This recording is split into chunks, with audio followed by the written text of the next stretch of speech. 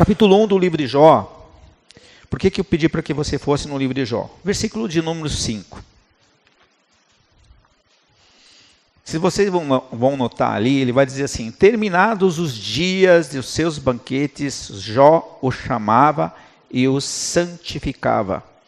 Levantando-se de madrugada, oferecia holocausto segundo o número de todos eles, pensando: talvez os meus filhos tenham pecado e blasfemado contra Deus no seu coração. Assim fazia Jó continuamente. Então Deus estava dizendo que o que Jó estava fazendo? Orando.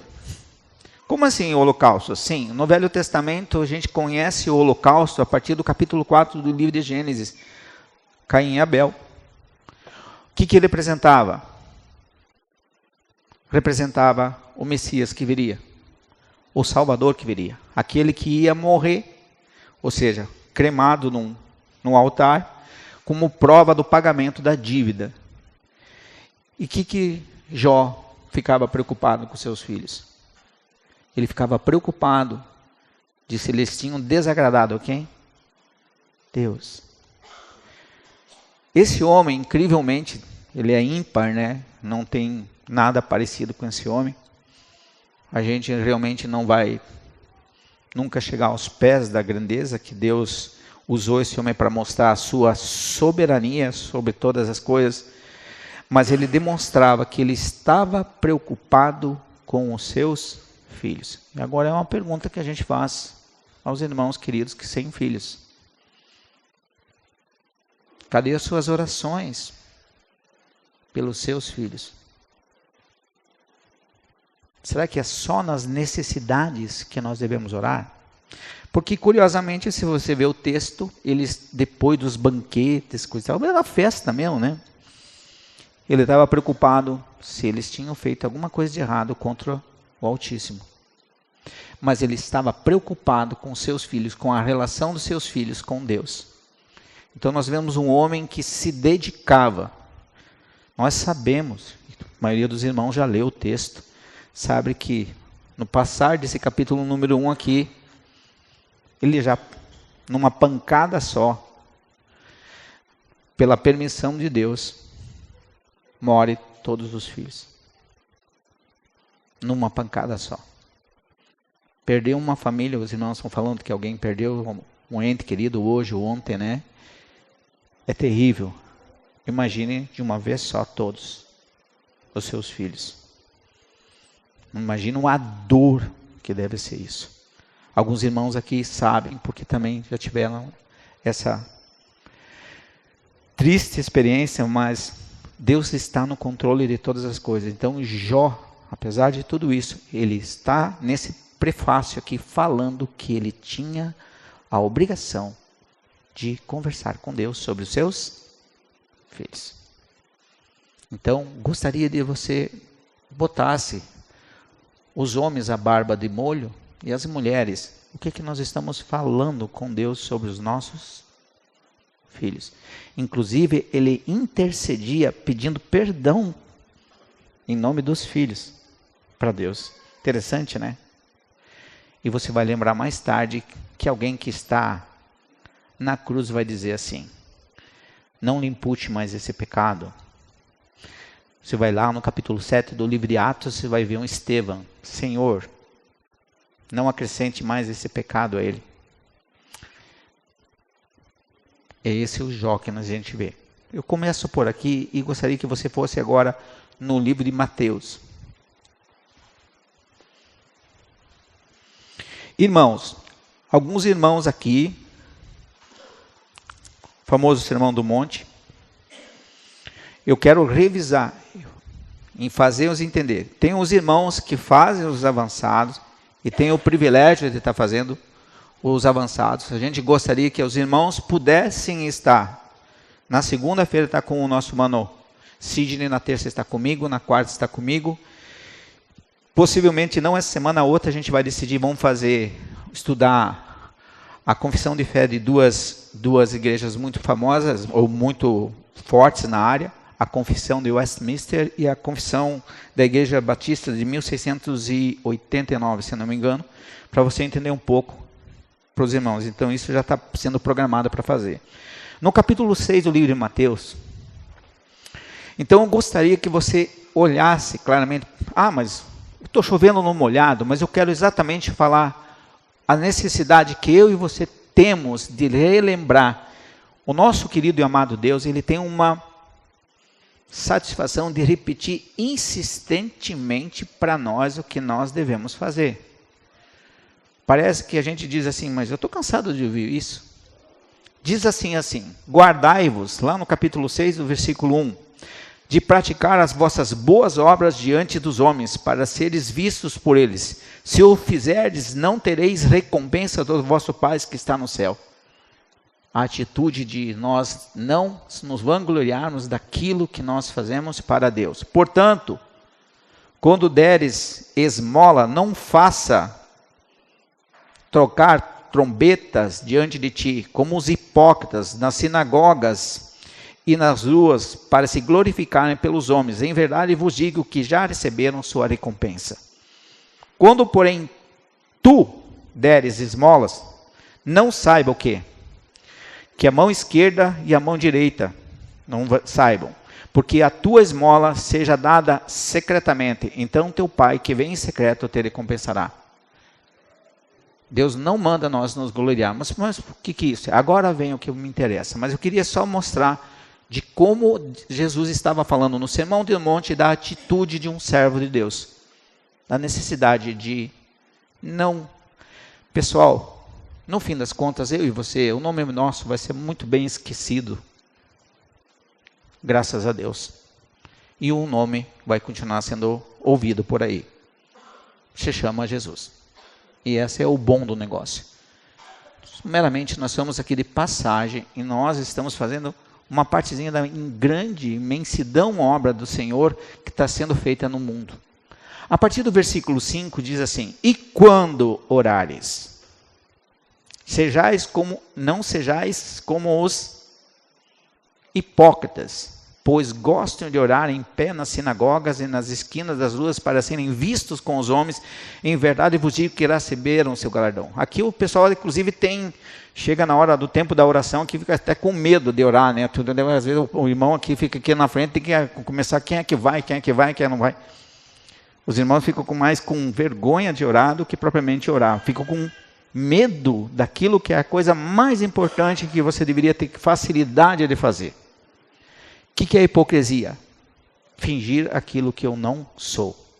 Isso vem da palavra do grego, vem da ideia de você imitar. Nós somos de natureza hipócrita. Nós temos isso. Ok? Quando, porém, orares, entra no teu quarto e fechado em a tua porta, ora ao teu Pai que está em secreto. Aqui é a intimidade de Deus, de você estar sozinho com Ele. A ideia aqui não é que eu só vou orar dentro de um quarto em secreto, mas a ideia é que aqui eu vou ter a minha intimidade com Deus, onde não há mais diferença do que eu falo e do que o meu coração está pensando sobre Deus. Porque nós temos muito costume de falar umas orações muito bonitas, não estou dizendo que a gente deve fazer, e às vezes o nosso coração não está legal com quem? Com Ele. E Deus parece que está olhando duas imagens, vendo você falar e olhando e vendo o seu coração. Só falta dizer uma coisa para o filho: quando é que você vai falar a verdade para mim? Se você agora está comigo sozinho no quarto, é um momento que você pode ser íntimo meu. Essa é a ideia. Sim, quer ir no quarto e ficar sozinho? Também, não tem problema nenhum quanto a isso.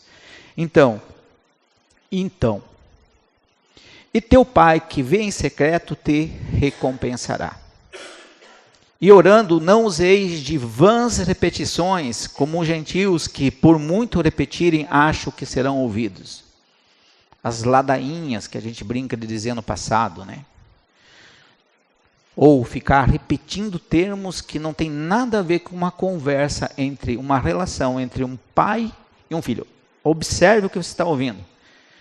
Quando você se encontrar sozinho com o pai. Uma palavra pai é um significado de uma relação íntima entre alguém que você está chamando de pai, não é qualquer um. Aí a pergunta vem, ele é o seu pai mesmo? Ah, mas ele é pai de todos. Não, que não é Odin, da mitologia nórdica. Aqui é a relação de filiação que você tem com o Pai Celestial. E por que nós, a coisa mais importante que temos, somos tão dificultados a fazer? Aí ele diz assim, né? E orando não sei de vãs repetições, porque penso que vão ser ouvidos. Porque muitos daí vão pensar, não façam como eles, pois vosso Pai sabe a necessidade antes de o pedirdes. É aqui que eu queria chegar. Finalmente, Deus, eu não preciso mais orar para o Senhor. Então aqui, ó, fechou o versículo 8. Irmãos, Deus sabe de tudo? Sabe. No princípio, Deus criou os céus e a terra. Ele já começou a criação, já terminou, criou. Já está no passado, já está a eternidade futura e deu. Terminou. Deus sabe tudo. Sim. Não há nada de surpresa para Deus. Não existe fazer surpresa para Deus. Todos os nossos atos, tudo, Deus já sabe. Tanto é que Ele construiu cada um de nós na barriga da nossa mãe. Por isso que o Salmo 139 é muito bonito, por essa parte de mostrar a grandeza da imensidão de um Deus que é ímpar, superior a muitas vezes o que nós podemos pensar.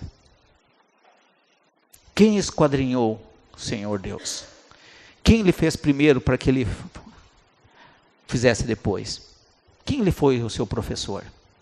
E essa discussão, a criatura, o barro gosta de olhar para o oleiro e dizer para o oleiro, por favor, não me faça assim. Eu e você somos apenas barro. Aí vem a oração modelo, certo? Então, Deus sabe de todas as coisas?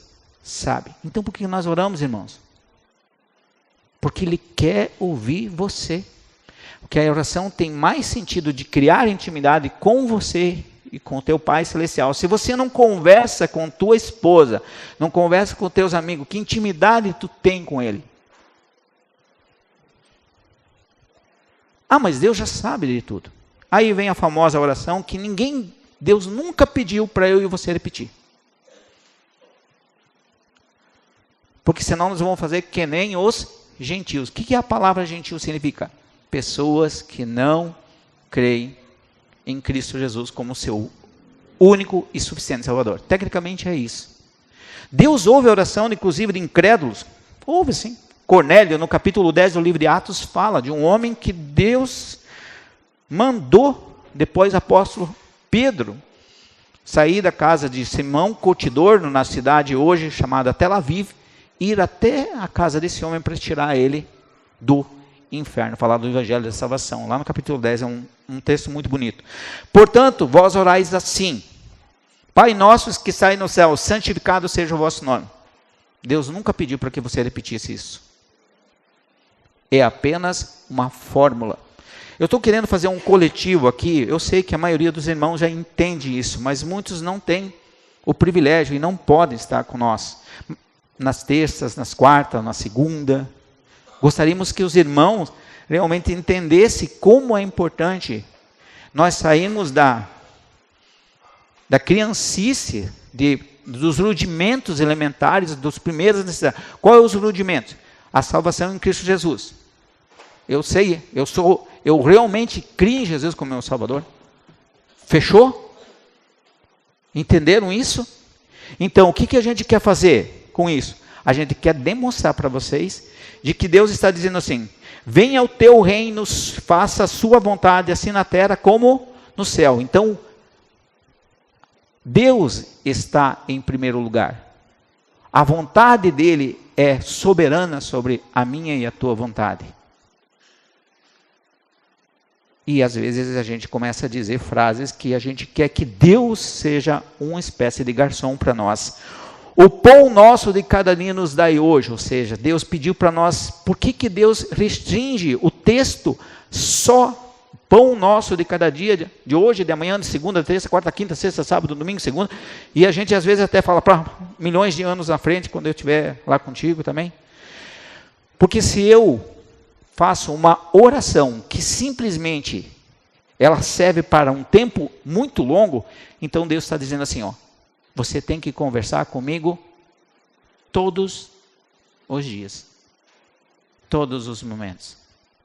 O privilégio de conversar com alguém que gosta e ama você, porque Ele deu o melhor que podia dar para você, o seu Filho amado.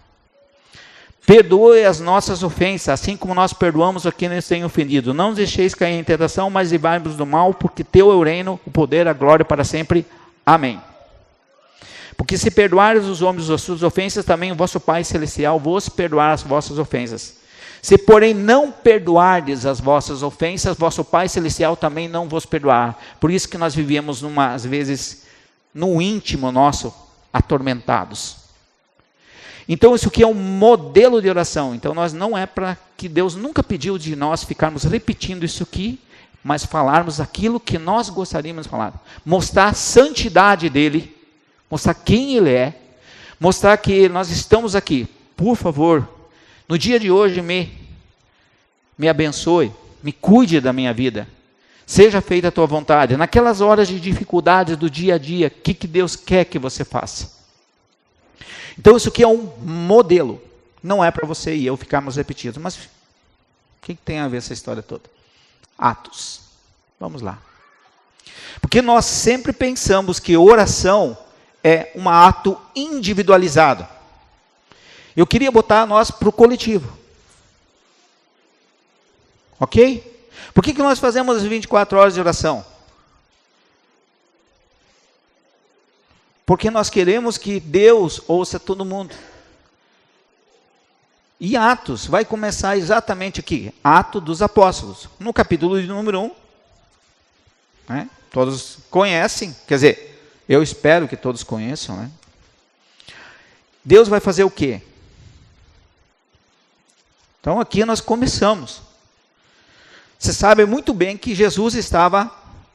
O texto... Ele está mostrando Jesus a ascensão, ele ao céu, ele está subindo ao céu.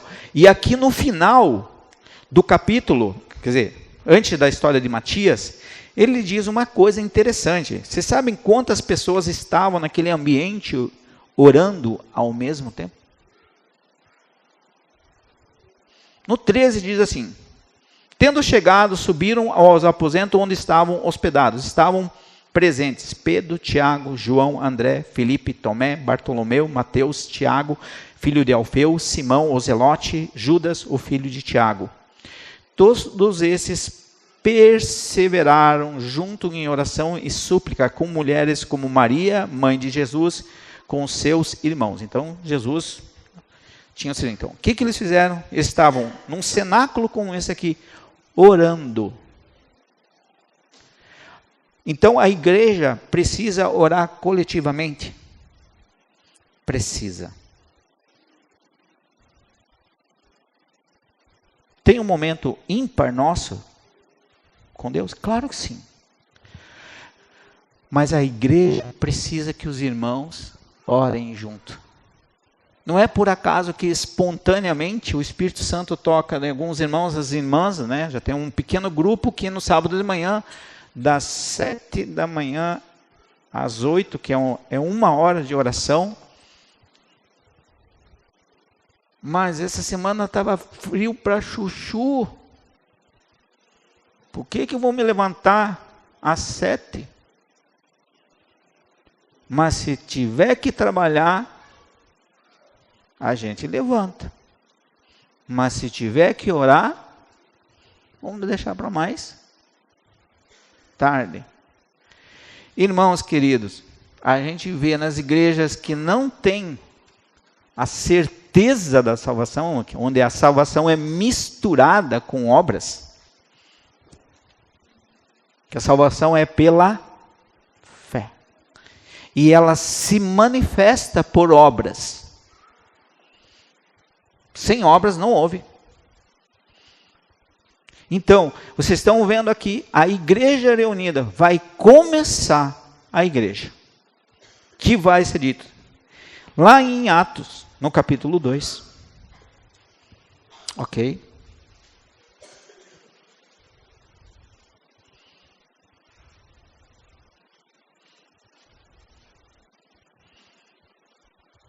Vai começar o grande trabalho daquilo que Deus deu e Jesus deu de primazia para Pedro. Tu és Pedro, e sobre esta pedra, que sou eu, a grande rocha, edificarei a minha igreja, e as portas do inferno não prevalecerão contra vós. No texto, de onde que vem esse texto? Capítulo 16 do livro de Mateus. Está lá. Então Pedro tem a chave de começar a grande obra diferenciada, que é a igreja de Cristo. Que é, nós fazemos uma pequena parte dela, que ela está em todo esse mundo afora. Mas aqui ressalta-se o fato de que eles estavam em oração. Então, qual a nossa dificuldade, irmãos? De estarmos orando um pelos outros. Se não é uma única coisa. Preguiça. Falta de vontade.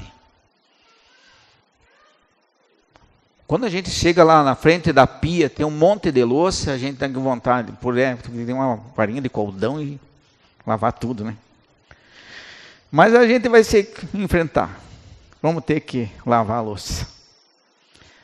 De certa forma, eu estou querendo dizer que a oração tem a ver exatamente isso. Se você quer os seus parentes para Cristo, ou pelo menos eles terem, você tem que orar, irmão. Não tem alternativa.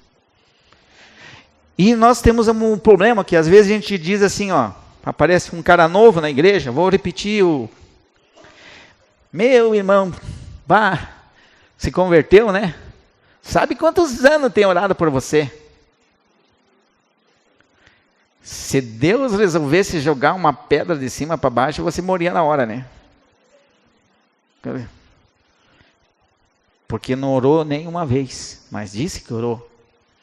Para se fazer de bonito, né? Né?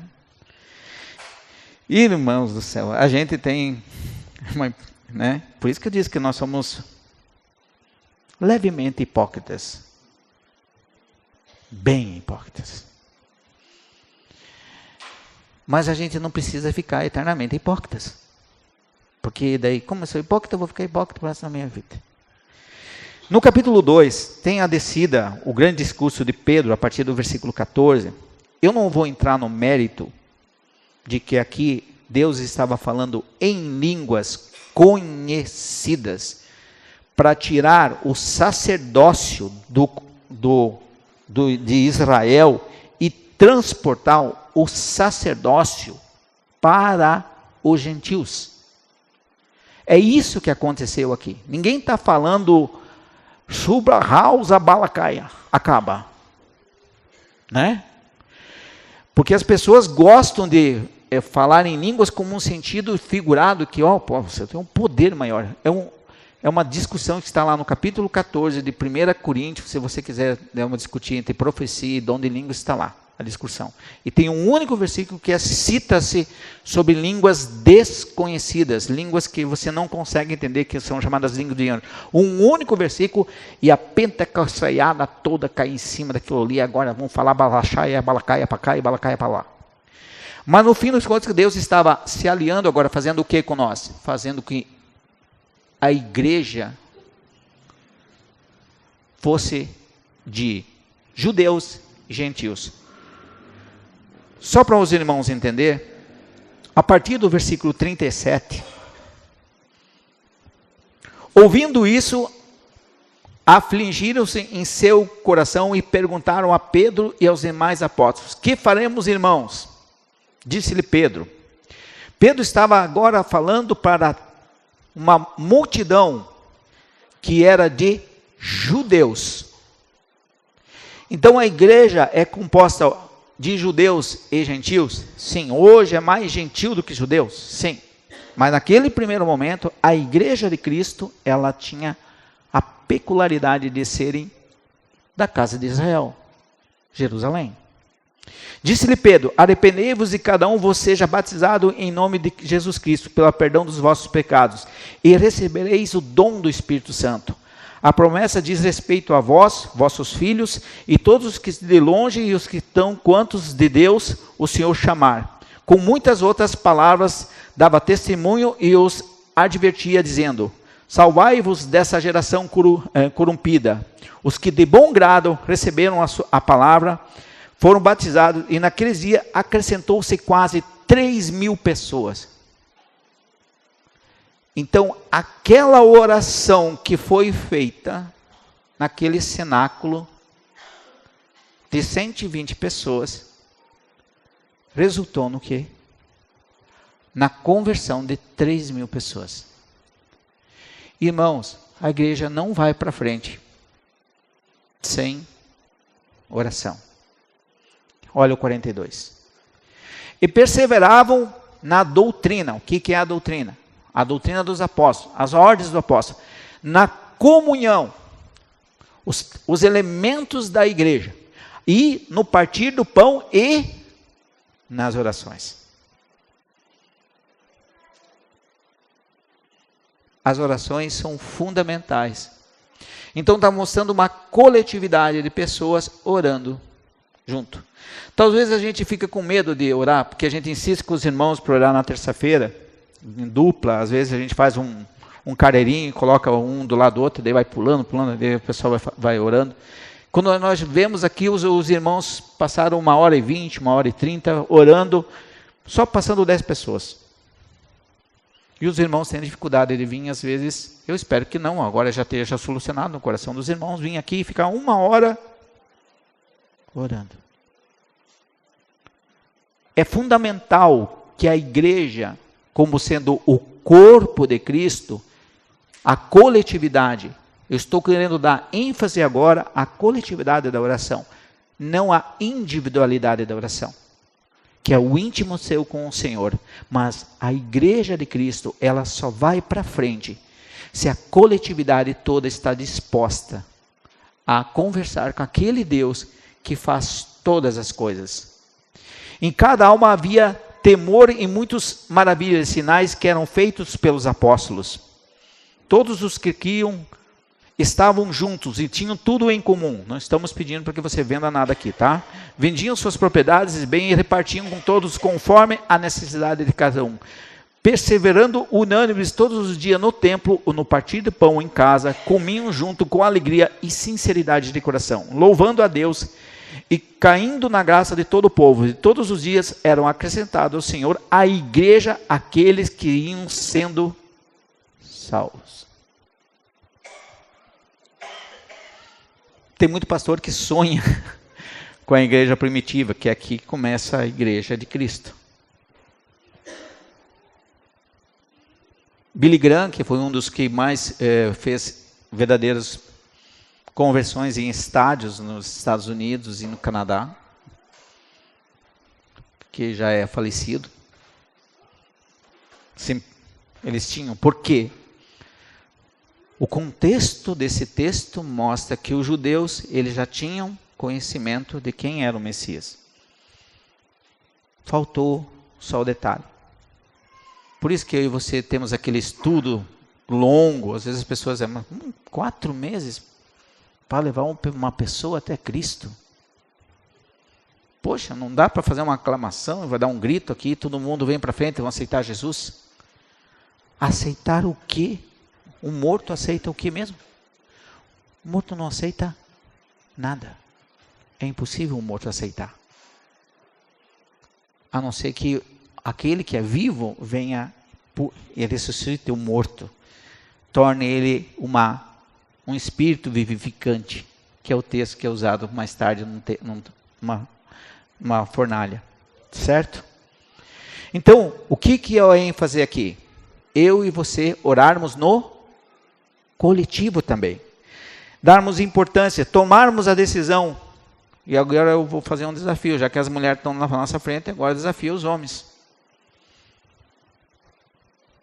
Quem é que vai botar à frente a regra?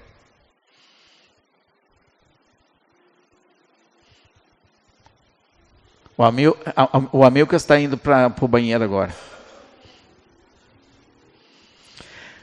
Entenderam? Não é por acaso que Jesus mostra que as mulheres sempre foram mais voluntariosas. Inclusive, quando Jesus estava no sepulcro, naquela manhã cedo do domingo, quem que for levar umas especiarias para ungir Jesus no túmulo? Um bando de mulheres. Aí os apóstolos saíram correndo, Pedro e João, e entraram depois, porque souberam depois, mas as mulheres foram as primeiras. Inclusive, falaram disso e transportaram. Perfeito?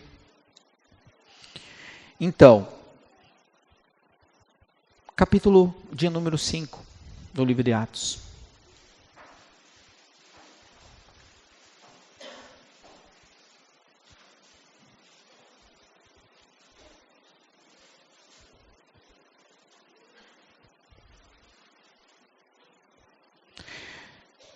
Você sabe o que acontece aqui? Levantando-se, versículo 17. Levantando-se o sumo sacerdote e todos os que estavam com ele, da seita dos saduceus, encheram-se de inveja, mandaram prender os apóstolos e os lançaram na prisão. De noite, porém, um anjo do Senhor abriu a porta da prisão, levou-os para fora e disse: Ide, apresentai-vos no templo e contai ao povo a mensagem completa dessa nova vida. Ouvindo eles isso, entraram de manhã cedo no templo e ensinavam. Chegando, porém, o sumo sacerdote e os que estavam com ele, convocaram o sinédrio e todos os líderes religiosos, os filhos de Israel, e enviaram guardas à prisão para lá os trouxessem. Tendo, porém, ido à prisão, os guardas não acharam. Voltaram e anunciaram: achamos realmente na prisão trancada, com toda a segurança, e os guardas que estavam fora, diante das portas. Mas quando abrimos, ninguém encontramos dentro dele. Deus já tinha tirado os apóstolos de dentro. Então o capitão da guarda do templo e os principais sacerdotes, ouvindo essas palavras, ficaram perplexos acerca do que teria acontecido. Então chegou alguém e disse: Vede, os homens que colocaram na prisão estão no templo ensinando. Quem não é por Deus é contra Deus. Às vezes a gente é mais contra Deus do que a favor dele. Ouvindo isso, o capitão e os guardas, no 26, os trouxeram, não com violência, porque não temiam ser apredejado, e tendo-os trazido, apresentaram ao sinédrio, e o sumo sacerdote os interrogou: Não vos demos ordens expressas para não ensinar o nome do templo? E enchendo Jesus dessas vossas doutrinas, e quereis nos culpar pelo sangue desse homem? Respondeu Pedro e os apóstolos: Mais importa obedecer a Deus do que obedecer aos homens. Teremos ousadia assim? O Deus dos nossos pais ressuscitou Jesus, a quem vós matasseis e suspendeste no madeiro. Deus, com sua destra, o elevou a príncipe de salvação para dar a Israel o arrependimento e o perdão dos pecados. Nós somos testemunhas das palavras, nós também, e o Espírito Santo, que Deus daquele dia lhe obedecesse. Ouvindo isto, enfureceram e queriam matá-lo. Então veja o poder de Deus das orações que tinham sido feitas antes, sempre levados à frente agora. Irmãos, convoco a nossa igreja, no qual eu também sou um membro da igreja, a nós realmente tomarmos a decisão de sermos mais coletivos na oração. É por isso que foi criado as 24 horas de oração. E gostaria que dessa vez os irmãos não ficassem tão, parece programado, eu tenho que pegar horário específico meu, para a gente ficar fazendo as orações do modo que a gente pensa que deve ser feito. Então, o que os irmãos estão fazendo? Estão realmente dispostos? Quanto tempo eu e você oramos para Deus?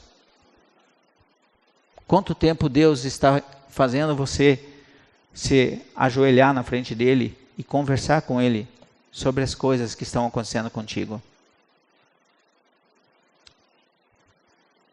Deus não é uma bola de cristal, apesar de saber tudo. Deus é um ser presente que quer você falando com ele sempre.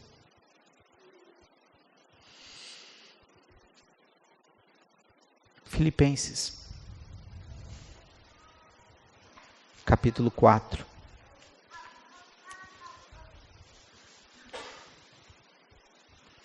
Conhecidos de todos os irmãos.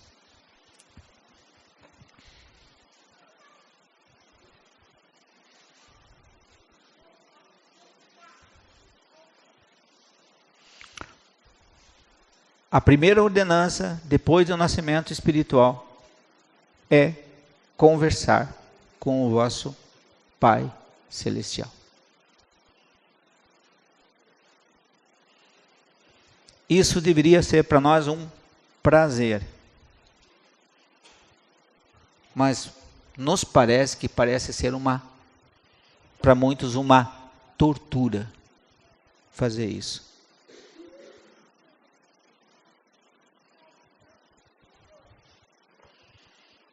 Capítulo 4, versículo 6. Não andeis ansiosos de coisa alguma, mas em tudo pela oração, pela súplica, com ações e graças, sejam as vossas petições conhecidas diante de Deus. E a paz de Deus, que excede todo entendimento, guardará o vosso coração e a vossa mente em Cristo Jesus. Isso é promessa de Deus. Nós não estamos falando com um Deus que é como nós, que às vezes nós fazemos, dizemos que vamos fazer e não fazemos. Temos uma vida dupla. Nós estamos falando de um Deus que Ele realmente quer que a gente viva com Ele. Muitas das nossas orações, elas têm sentido de passado. É como se Deus já tivesse ter dado no passado. Bem sabemos que o nosso querido Isaac, lá no texto do capítulo 25 do livro de Gênesis, fala, ele orou incessantemente durante 20 anos. Para que assim uma mulher tivesse um filho. Veja o cuidado de Isaac, que ele estava, a coisa mais preciosa era ter um filho. Talvez as nossas orações tenham sido a coisa mais preciosa, Deus me dá uma casa.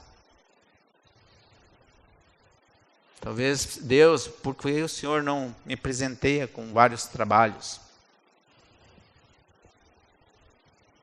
Ele estava pedindo para uma coisa mais abençoada que ter, é ter um filho. Acima de ter objetos. Muitas vezes Deus não nos atende, como diz lá no livro de Tiago, porque nós pedimos mal para os nossos próprios deleites. Vós que sois mau, dão dádivas aos vossos filhos, quanto mais eu que sou o pai das luzes. Algum pai daria uma cobra para o seu filho? Não. Mas nós estamos falando daquele que é capaz de fazer mais excelente. Se essa igreja, essa parte da igreja de Cristo, universal, que está hoje viva no mundo, não atacar lá fora, não se preocupe, que o bichinho ataca aqui para dentro. A igreja nunca foi exclusivista. A porta sempre está aberta, alguém pode entrar aqui. e deve entrar. Mas a gente sempre tem que ter a ideia que, para nós atacarmos lá fora, alguém tem que ir antes. Quem que vai antes? Deus. Como é que ele vai antes? Quando eu e você conversamos com ele, ele vai adiante. Seja fiel a Deus e Deus será fiel convosco.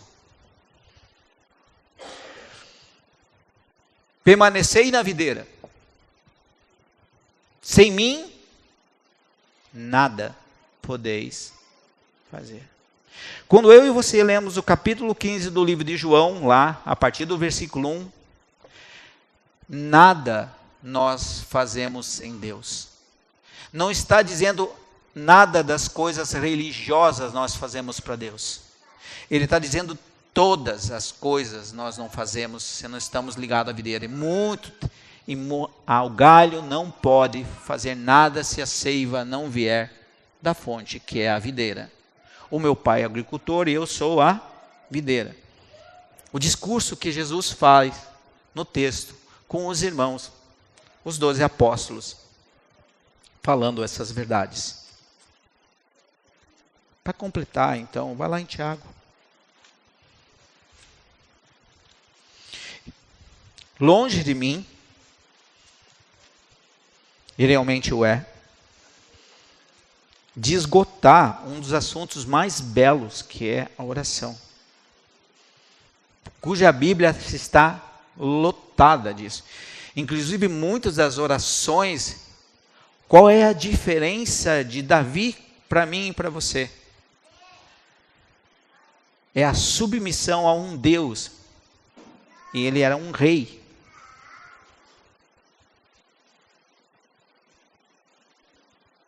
O Salmo 51 é um salmo de arrependimento de Davi pelo que ele fez. Em iniquidade eu fui gerado, em pecado me concebeu a minha mãe.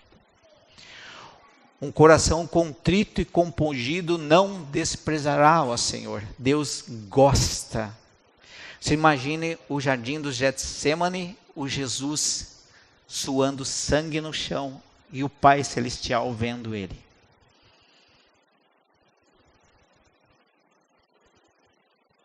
Jesus estava conversando com o Pai. Abba, Pai, todas as coisas lhe são possíveis. Uma oração. Ele não fez o Pai Nosso do capítulo 6 do livro de Mateus. Ele conversou como é uma relação íntima com o Deus. Por que eu pedi para você ir no livro de Tiago?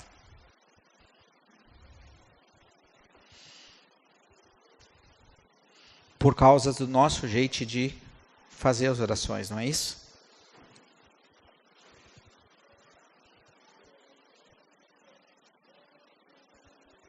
Certo? Então, às vezes a gente ora para quê? Qual a finalidade? Capítulo 5, versículo 13.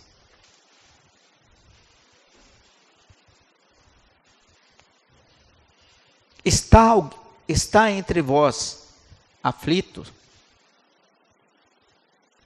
Ore. Aonde orar? Qualquer lugar.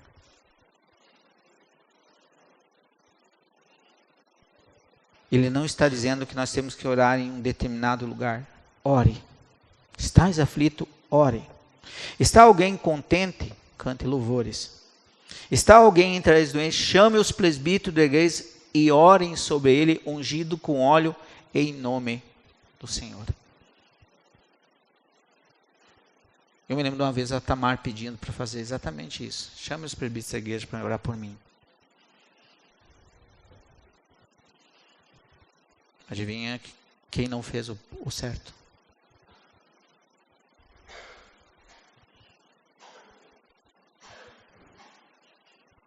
E a oração de fé salvará o doente. O Senhor o levantará. Se houver cometido pecado, lhe serão perdoados. Quis trazer aos irmãos essa pequena conversa sobre oração para estender para eu e para você. como é importante a coletividade da oração. Ore uns pelos outros. A igreja não vai. Graças a Deus que o Espírito Santo, não é porque Deus não faz a obra pela igreja. Deus ele não vai deixar de completar a obra dele se eu e você não fizermos. Quem sair perdendo na história é eu e você. Deus completará a obra com o Newton ou sem o Newton. A vantagem é que, como eu quero chegar lá em cima, chamuscado porque não fiz nada e só recebi a vida eterna, como se tivesse passado pelo fogo, ou servo bom e fiel, no pouco fosse justo, no muito te colocarei. Essas frases vocês já ouviram por aí, né? Falando de Jesus, ele fala exatamente isso. Ele mostra que a gente é uma boa ou uma má enxada de Deus. Ou uma foice, quer botar um outro objeto, um facão, sei lá.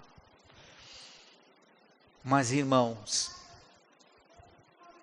Deus deseja, a igreja se fortalece quando ela está em oração. Os melhores momentos da igreja não foram os momentos onde estava tudo calminho. Os melhores momentos da igreja de Cristo sempre foram sobre aflição. Não tem jeito. É o único jeito de fazer esse povo ir para frente.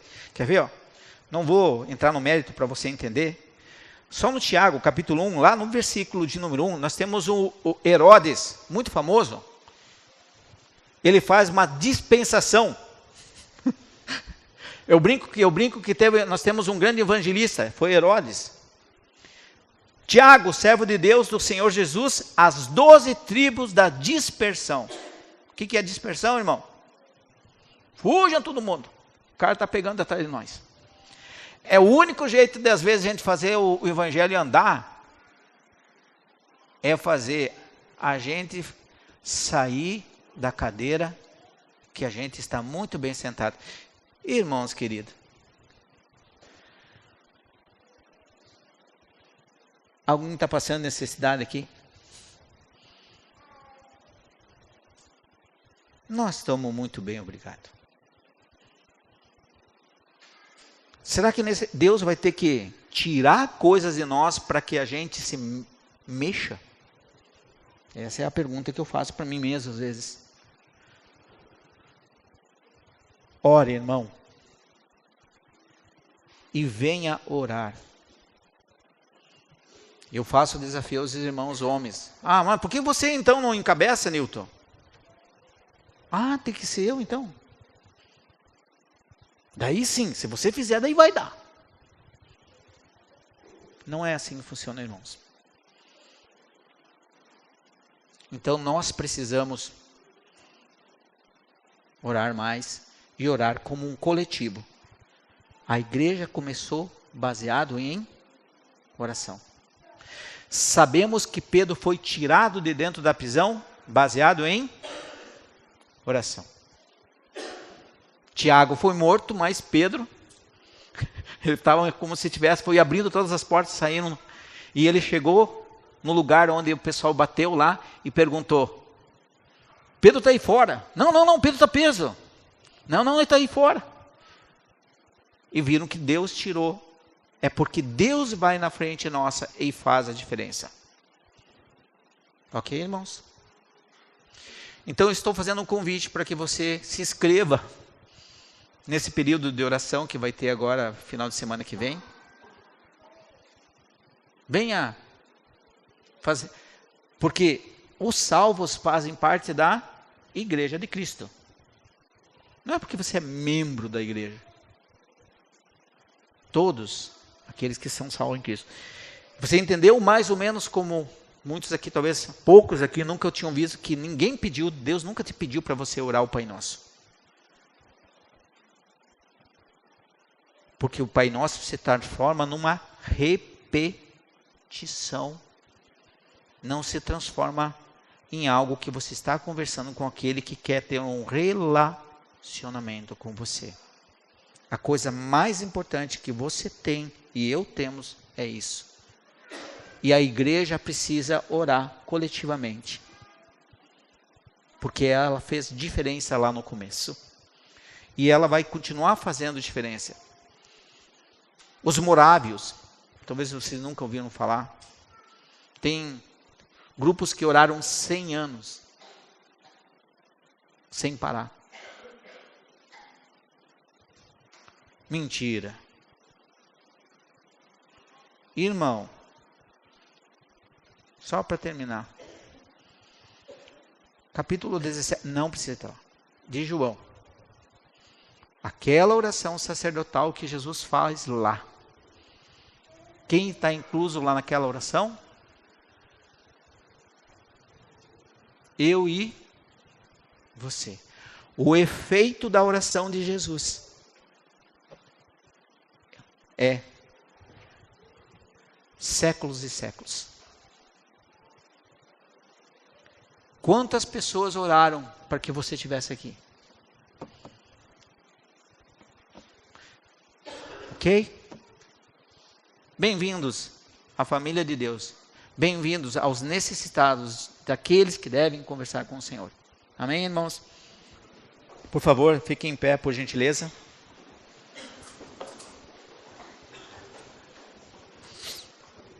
Gostaria, por gentileza, aqueles que podem, é claro, fecham seus olhos, por gentileza. Querido e amado Deus, muito obrigado mais uma vez, Deus, pela tua bondade para conosco. Ajude nós, Senhor, a estar mais próximos de Ti, conversando contigo, nos dedicando, Senhor, a falarmos àquele que tem o poder de fazer todas as coisas muito mais excelente do que nós, que é o Senhor. Que a nossa intimidade contigo aumente, Senhor, através do tempo de oração. Que essa igreja realmente se dedique mais tempo a falar contigo. Que os irmãos realmente se debrucem diante do teu altar, como os teus profetas no Velho Testamento fizeram. Nos ajude, Deus, a estarmos mais próximos de Ti, pedindo que o Senhor vá adiante, fazendo as coisas na nossa frente. Queremos lhe agradecer pela oportunidade que o Senhor nos deixou de falar de Tua palavra, permitindo que o Senhor também nos leve em paz e em segurança às nossas casas. Querido Deus, nos ajude amanhã naquilo que nós precisamos e necessitamos de tudo, Senhor. Sem o Senhor nada podemos fazer, inclusive nos nossos trabalhos, porque é o Senhor que nos mantém, Pai. Ajude nós a entendermos a grandeza de que é estar conversando contigo. Obrigado mais uma vez, na bênção, na maravilhosa magnitude do teu amado Filho Jesus. Amém.